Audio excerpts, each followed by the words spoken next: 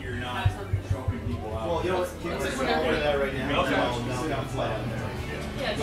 Well, this was I have something on my way. relatively easy. Just like, And then, yeah, so this is the original taste here. Which, you know, once the watching. Yeah, definitely. We have all the retail shirts, whatever the classes have. Originally, we added like a couple faucets out here, just the cold box there, and a couple faucets there, and then that turned into some more faucets. Then we put up like legitimate bar, and then we poured out. And we have the other faucets here for the bed. Just like cool. So when you first moved here, like this was everything. Part when you first set up, you just had switch. Well, no, just the brewery, and then yeah, we said brewery and that room. The first thing we did was put a couple tables out here, and then the lodging. Tanks and stuff. Then were you spread out here more, or do you have it set up that way? We were usually open. That's why they always had like barrels and stuff. It was like moved out of the way. But this whole set definitely makes sense.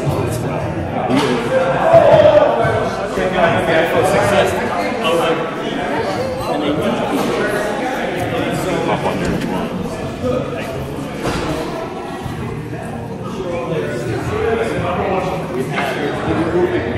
We had 20 barrel brew houses. We had all everything. We had 240 and 145. So all of this was we added pricing. Some 60s there, a bunch of 10s to do plan is next door. So you know, the red store was basically brewing and we had the center open. So Sweeties is just taking the bar and the lodging. Now we're sort of out of space for the full area. So instead of getting rid of the tasting room area, we're just Pushing it over there. jumping the center, going over there. The guys next door, there's a cabinet shop next door. They moved out, so we took the space and we're putting in. We figure we'll put the juice cellar over there, and then if we ever need to sort of work our way back, we'll figure that out. Yeah. The next option might be that whole wall. That's our cold boxes. We sell the street room we always had. We've got a lot of on-site storage, cold storage, keep everything cold. If we ever need to, we might move that off-site, and that would free up that space for tasting room or tanks. But the bigger problem we're running now is it's stuffed with the bottle. Especially since you're barrel aging a lot of stuff, it takes a lot of time, so you need more spaces, and I'm sure a huge premium. And I'll show you the space dedicated that we're going to have to my barrels to, and now we're wondering if we have to do other stuff there now, so stuff. But I'm going to show you that.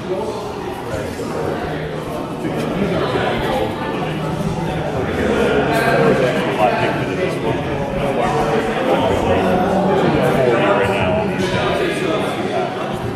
So when you move next door, you just tear up this floor and redo it? Yeah, we're going to do that today.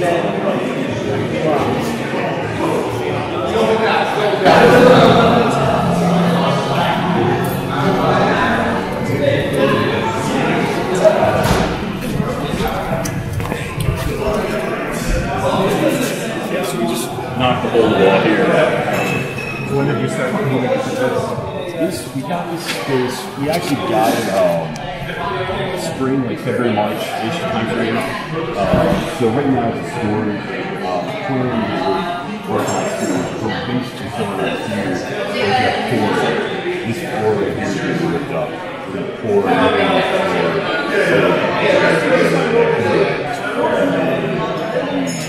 So will go here when we come in. 60s will move over here. Great things to go on that side, but then it's imagine. And then that side of it is an action. So we've got on the key and bobber, we've just got the in place there. We're looking to get new pipe cleaning equipment, pipe cleaning equipment right now to our pipe cleaner. Alright, pipe cleaner. It's fine, but oh yeah, it's get bigger. It takes longer to start with the 60 tanks. That's what's on the plane and packaging. And this corner is going to be where we're going to have a bunch of barrels to it. You know, you can see if you rip up this whole area for brewing, where all these cans go, where the bottles go, Yeah. We don't have. Are you moving the brew house over here, or is the brew house going to stay there? Pipe process. Run some mechanical Like I said, it was easier than trying to move the tasting over. you have to build a taste beer here. And then it's also to keep that one going. And then So, we're pretty sure it's good, but it's hopefully about spring. Well, they have to be. It takes a few in March, maybe work with the going to get. So this has to be. Here we got to get a new chiller to support the tanks, the plumbing, Heat exchangers, all that stuff. Yeah. So we'll stay busy in the next couple months. all the mechanicals that like, I know. It's the less than glamorous side of it. The gas have, yes, that's sort of really we're doing a help with some of the schools. Like most of that how to rack in there we're working on the green side. We're waiting for the town to get some construction first, but we can add the back corner here. Silo out back, so a lot of that stuff can go in the baseball field. It's a silo, and then Did you ever anticipate it being the animal that it is now, or? Hoped it would go well, but as fast? Is that what it is? Faster than you anticipated, or?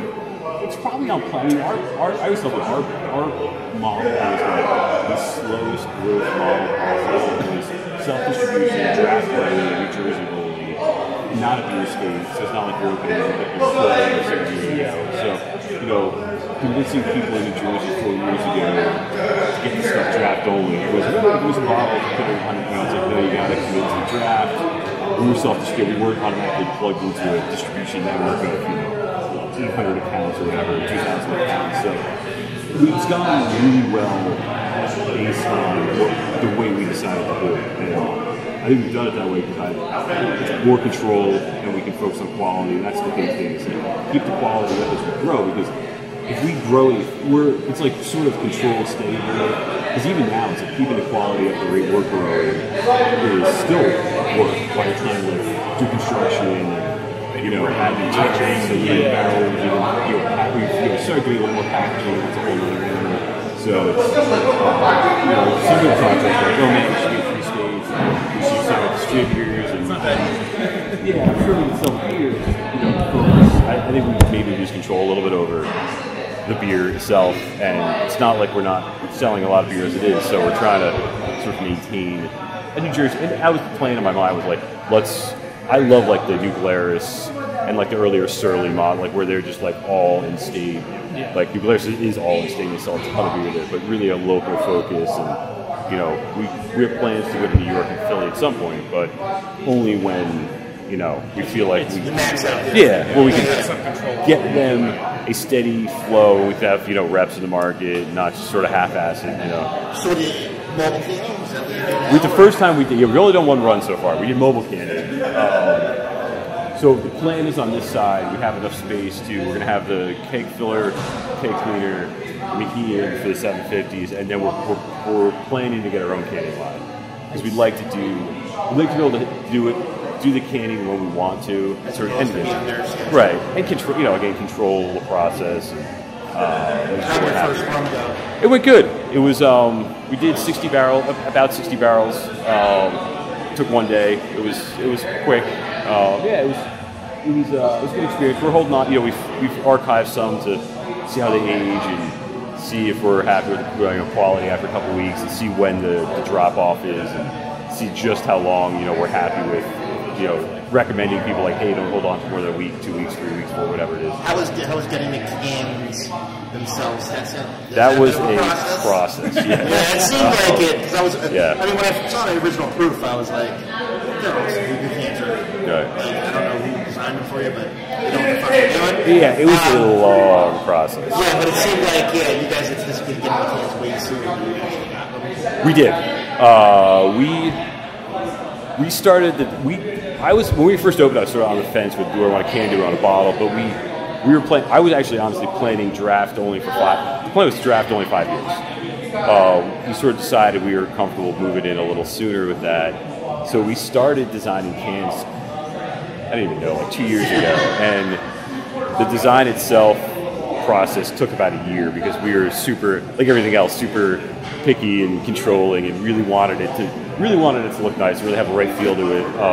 And so we worked with this awesome agency in New Jersey, and we had done a lot of stuff. It was the first time we did anything with them. They redesigned the logo, tweaked the logo a little bit, and then we started on this project. And they're awesome, but they probably hated us because we're like, oh, that's not right. We're going to do this, guy. So it took us at least a year just to get the design. I mean, probably more than a year, to be honest with you. I mean, it wasn't all we were doing, but with all the other stuff we're doing, probably about a year to get that dialed. And then we had to get the TTB approval, which takes 2 or 3 months. Then It's just one guy down there, too. and that's got a new guy. Battle Martin was the old guy, and he retired. He was pretty famous for, you know.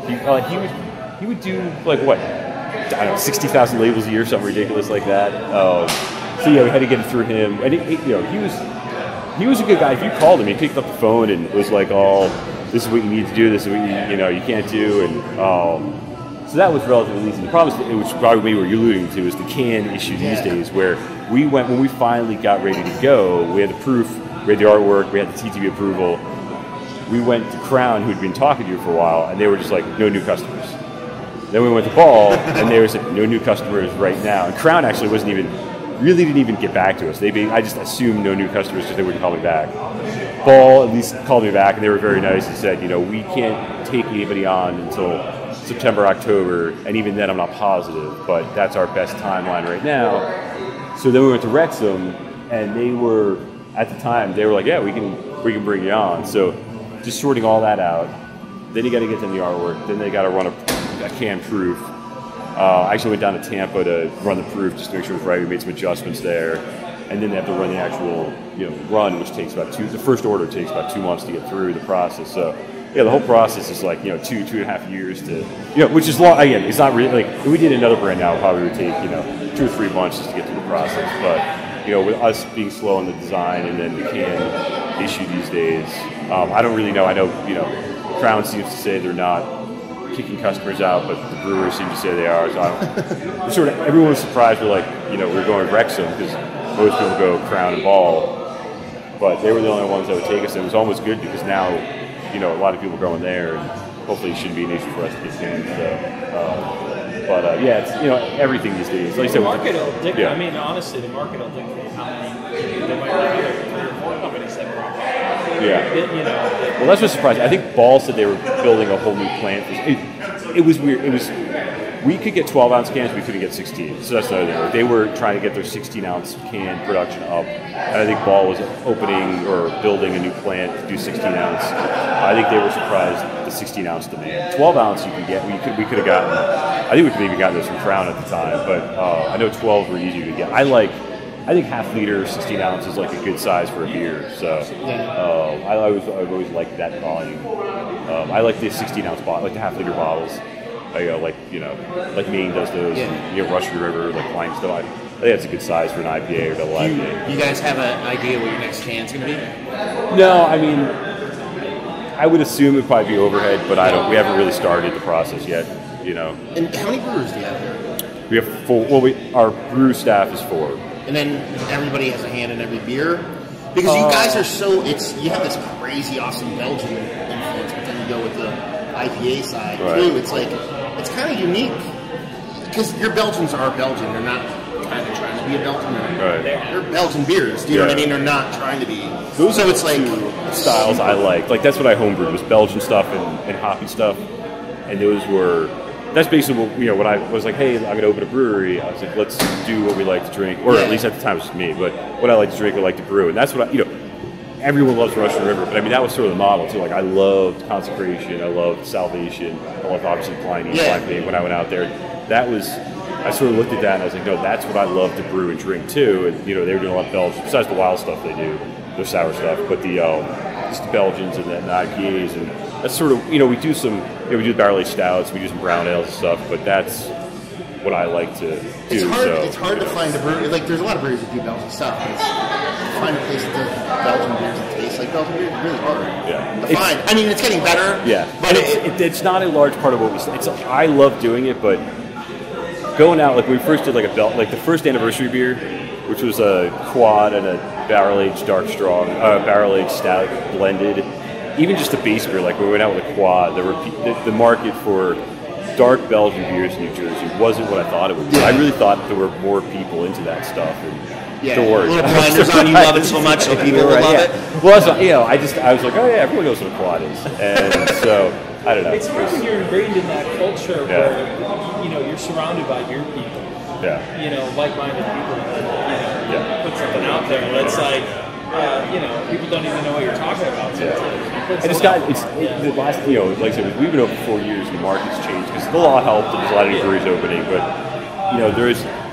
there's always, I always said in New Jersey, there wasn't a great brewing culture because there weren't a lot of breweries here, but there was a really good customer base because we did get a ton of different breweries distributed here. We got Stone relatively early. The guys usually go to Philly, New York, and then get to New Jersey pretty quickly. Customers were always very knowledgeable. The Belgian stuff surprised me a little bit when they were not. The lighter Belgian stuff, like the Golden Strongs, the Blondes, stuff they were more into. But we still sell, somewhere, I don't know the exact number off my, but somewhere between 60 to 80% is head high and overhead. It's a lot of overhead. A lot of head high. Both overhead and head high. It is, and literally and figuratively. If we were to package overhead, we sell in the tasty room. We sell probably 50-50 head high overhead, but to the bars it's more head high because I think New Jersey's a lot of bar owners want lower alcohol stuff because of the driving, and you can sell more, which I get. You can sell 3 pale ales to 1 double IPA or whatever. So. But in here, where people buy the growler they want, we saw a ton of overhead. Well, that's why it surprised me about you guys, because it was like 2 years ago, because I lived in Easton, and I was like, I'd come down to Shore all the time because I saw family down here and shit like that. But now I'm in Pennsylvania, and I was living in Easton at the time, and I went over to Freebridge Wine and Spirits. Oh, right, yeah. And she was like, this is like, she got 2 blank bottles of stuff. Right. She was like, try this beer. I'm like, this is no way. This is from fucking Asbury or fucking New Jersey, and I'm like, really? And that's how I found out. I was like, this Belgian, this is weird. She's she's crazy. Yes, everyone always says that. But she's awesome. In a good way. It's an awesome in a good place. Way. And they sell a lot of beer, but first time I went up there, it's such a unique place with the package store and the craft and the beer, giant dogs. The dogs, and it's an interesting place, but it's a cool place. We've done a lot of really interesting, really good events up there. It was getting a good turnout. Yeah, because that's why I thought it was weird too, because you guys did distribution out there pretty early, and that was a haul for that was like go to the edge of Jersey. Our sales rep, our only sales rep, lives in Coahacon, which is right there. Yeah. So he would, on the way home or on the way in, swings, drop off some stuff. And, that's the beauty of self-distribution. You stick a ABC sticker on his truck or in his car, and it becomes a delivery vehicle.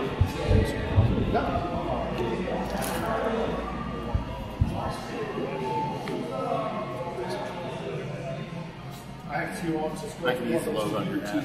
Eden.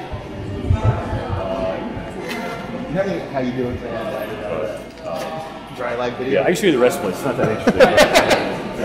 Oh yeah, all the time. Serious? Oh yeah. I was drunk. I know that, George. You're always drunk, George. Well, I'm like the Hulk. I have a superpower, but it comes out at certain moments in life. Check the back. No, I'll find it.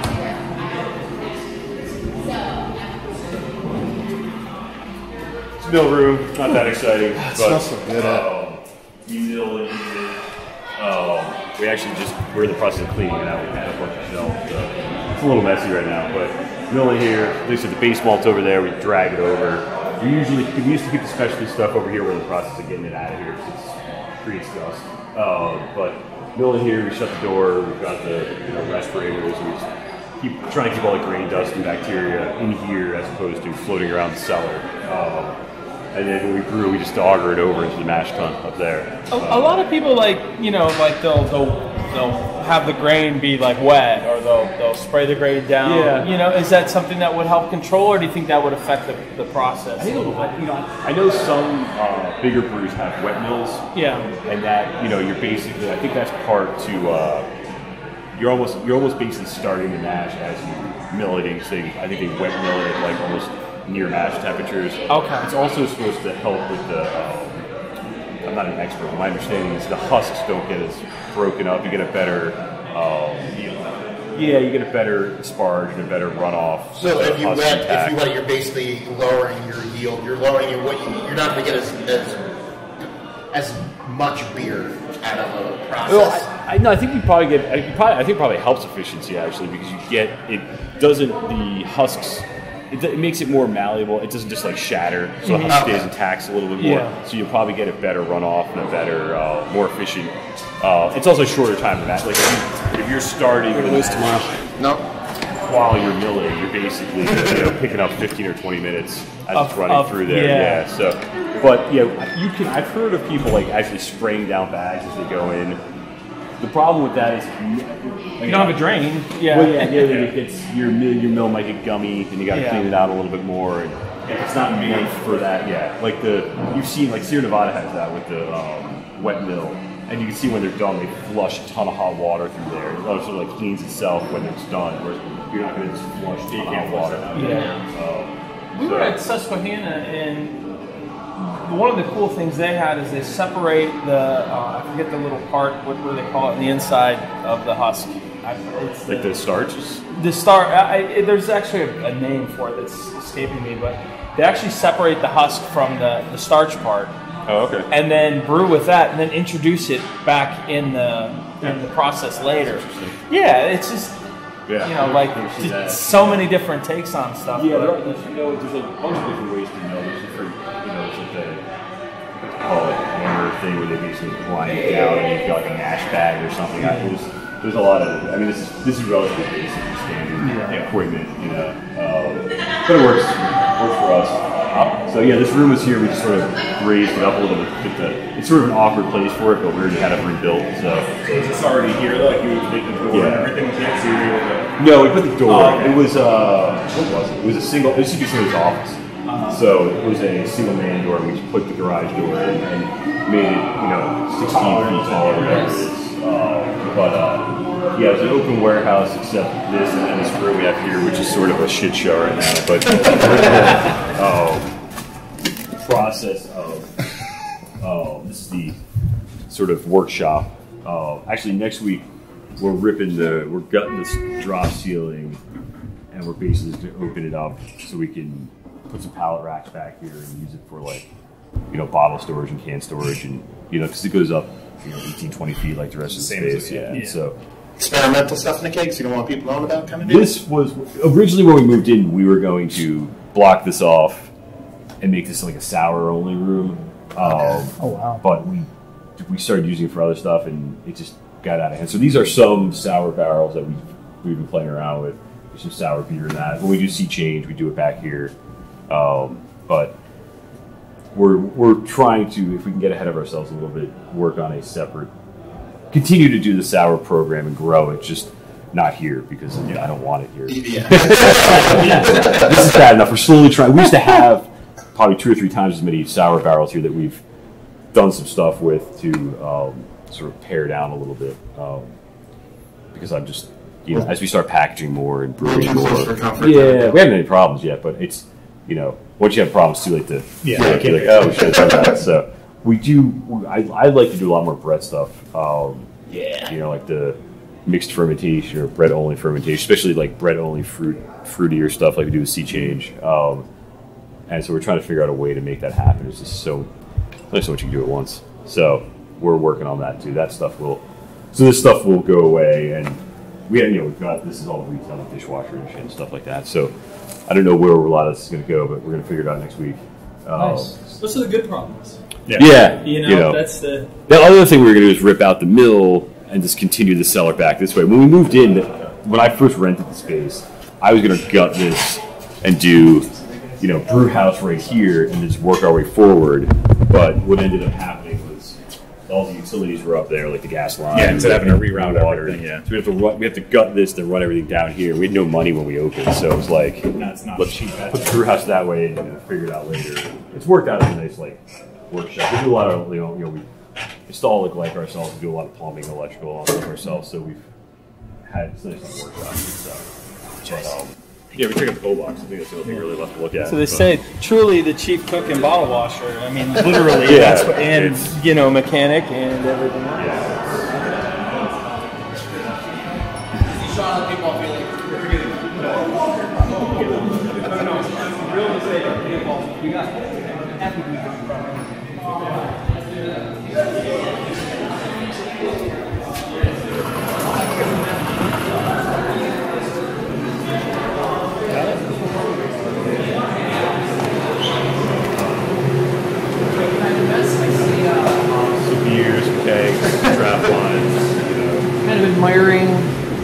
some interesting beer stashed in there. It's all trade.